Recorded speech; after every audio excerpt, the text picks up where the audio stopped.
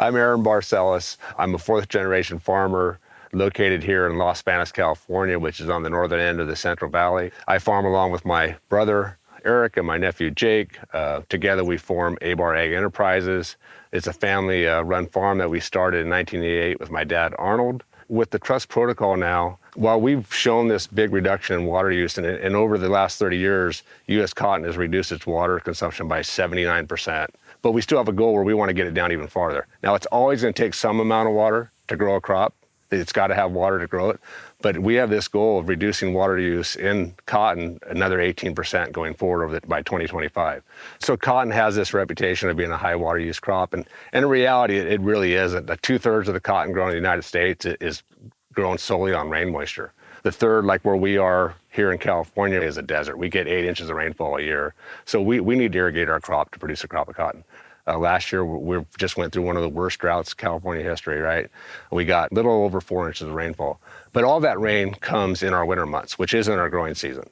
So we have to store water. And the way California stores its water, it stores it in the Sierra snowpack. So depending on where you are and where your land is located, you're going to be involved in a myriad of different water districts, and they all have different water rights. So for us, we farm in 5 different water districts that all have 5 different sets of water rights that we have to kind of blend together and try to manage.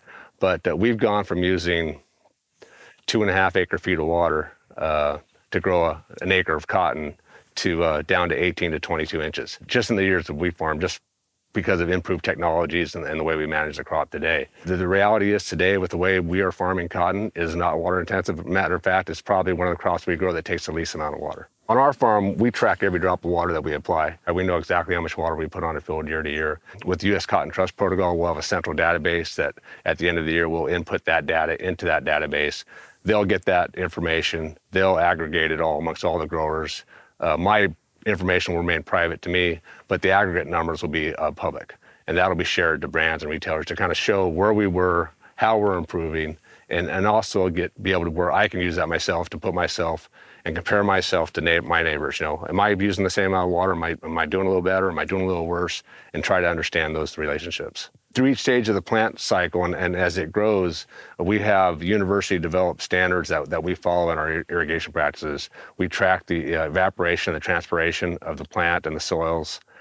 We also track the crop coefficient, which basically describes what stage that plant is and how much water it should be using during that stage. We also have an agronomist that helps set up our weekly schedules. That agronomist walks our fields every day, and we think we've got a really good agronomist. He's worked for us for 20 years. He's walked our fields. He knows our soils, and he will be out probing, taking measurements of the moisture in the soil at the different levels to make sure that we're putting on just the right amount of water.